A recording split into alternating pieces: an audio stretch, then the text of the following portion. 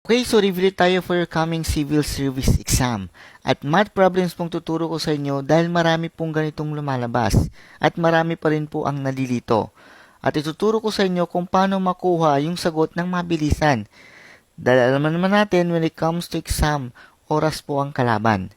But before that, sa lahat po na naghanap po ng civil service exam reviewer, meron po kami for only 50 pesos. Complete set na po yon. Lahat po ng scope ng examination ay nandun na po. Just message us on our Facebook page. Yung link po ay nasa bio. Okay, so dalawang problem po to.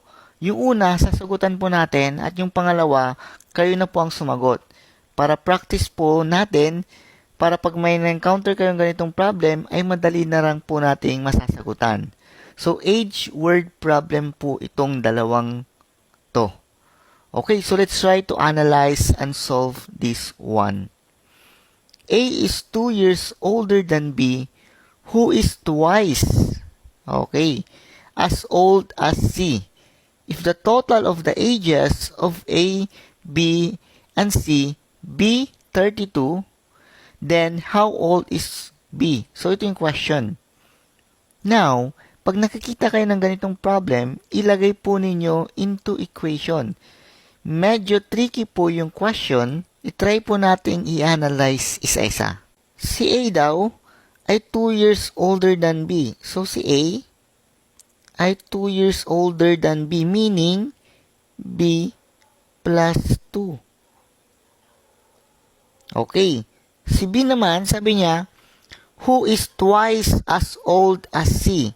So, si B, twice as old as C, meaning 2C. Pag sinabing twice, automatic 2 yan. Then, if the total of the ages of A, B, and C ay equal to 32 daw. So, si A, pag pinag-add plus B, plus C, is equal to 32 daw. Okay. Now, ang gagawin po natin is substitute po natin tong value ng A dito. Same with value ng B dito para makuha natin yung C. Okay. So, value ng A is B plus 2. So, yan. Plus value ng B is 2C. 2C plus C is equal to 32. Okay, so simplify pa natin. B plus 2. So, 2C plus C. Take note, pag C lang yan, automatic mayroon po yan kasamang 1. So, 2C plus 1C is equal to 3C. Is equal to 32. Okay. Now, isubstitute natin yung value ng B, which is 2C. Okay. So, 2C plus 2 plus 3C is equal to 32. Okay.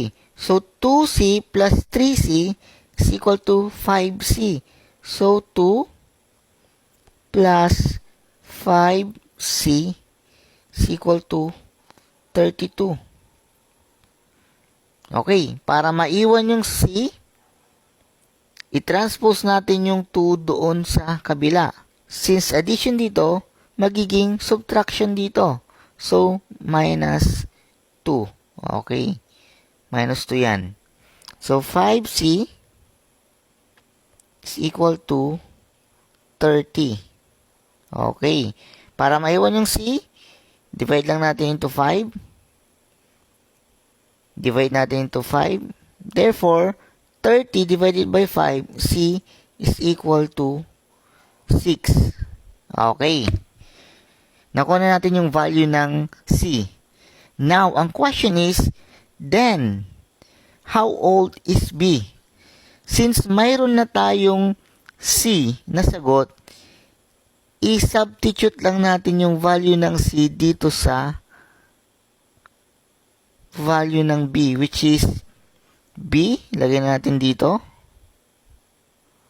B is equal to 2 multiplied by 6. Therefore, B is equal to 12. Okay. Therefore, the answer is letter E. Okay. So, check natin yung lahat ng given kung tama nga at makukuha natin itong 32.